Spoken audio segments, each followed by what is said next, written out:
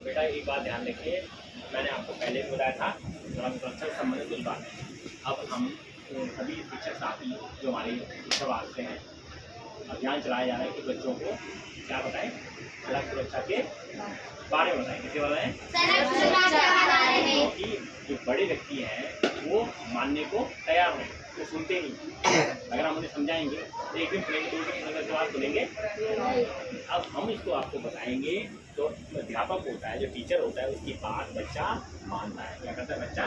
मानता है। मानता है नहीं मानता? Yes sir. बचपन से आपको ये चीज बताएंगे तो आप बड़े होकर के हमारी बातों को मानेंगे। ठीक है, तो हमने आपको बताया था अगर आपको रोड एक्सीडेंट से बचना है तो आपने क्या क्या करना है, ध्यान रखिए। क्योंकि आपने अपने मम्मी पापा को ये चीज बतानी है, मम्मी पापा को सड़क सुरक्षा के प्रति जागरूक करना है। क्योंकि मैंने पहले बताया था कि आपका भविष्य कब सिक्योर है, आप कब ठीक ठाक अच्छी नौकरी पर जाएंगे, डॉक्टर बनेंगे, इंजीनियर बनेंगे, जो कुछ आपको बनना है वो बन पाएंगे। कब बनेंगे आप?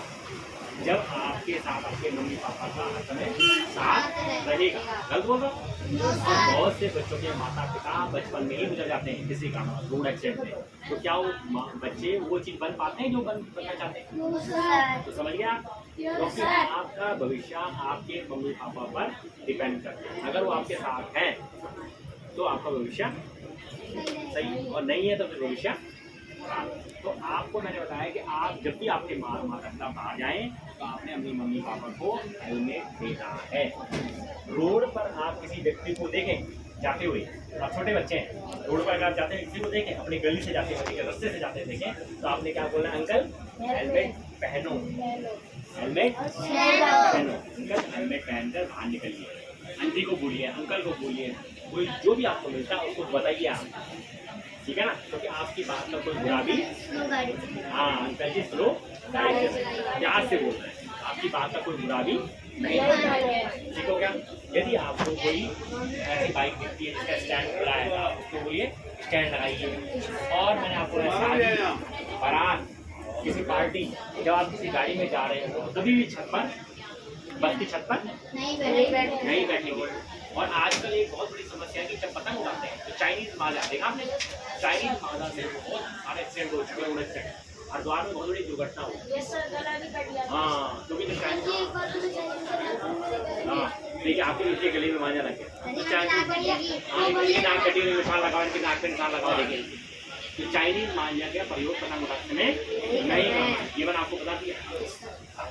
ठीक हो गया? क्योंकि आज हो सकता है चोट हमारी लगी, किसी दोस्त दूसरे की लगी, लेकिन कल के दिन हो सकता है हमारे माता पिता की चोट लग जाए। तो ये चाइनीज माजा का बिल्कुल भी यूज नहीं करना है। किसी भी कंडीशन में चाइनीज माजा का यूज नहीं करना है। ठीक हो गया? और आपके घरों में जब गाड़ी, इसका स्कूटर, बाइक वगैरह आती तो आप कोई भी बच्चा उस गाड़ी को नहीं उठाएगा और नहीं चलाएगा। क्यों नहीं चलाएगा बताइए?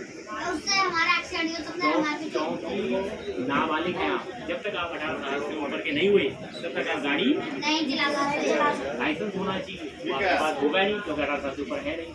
तो जब आप, हाँ अगर आपको पकड़ लेगी पुलिस, ध्यान रखिए बाल अपराध के तहत आपको 3 वर्ष की सजा हो सकती है, 25,000 तक जुर्माना है।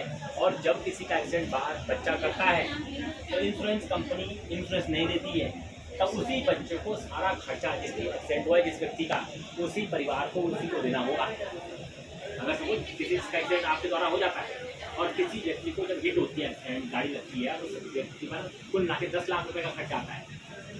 तो इंश्योरेंस कंपनी नहीं देती है। इंश्योरेंस होता है ना गाड़ी का, तो आपने इंश्योरेंस होता है, तो इंश्योरेंस कंपनी मना करती है। क्यों मना करेगी कि भाई मैं तो नहीं देता? क्यों देगी बताइए? इसलिए नहीं देगी कि किसी को, क्योंकि आप जो गाड़ी चलाने वाला था वो नाबालिग था। क्या था वो? नाबालिग। और इंश्योरेंस नाबालिग का, इंश्योरेंस कंपनी नाबालिग का इंश्योरेंस नहीं करती है, तो वो हाथ खड़ी कर देगी। तो कौन देगा फिर उसका खर्चा? जिसने ठोका है, जिसने गाड़ी को हिट कर दिया है।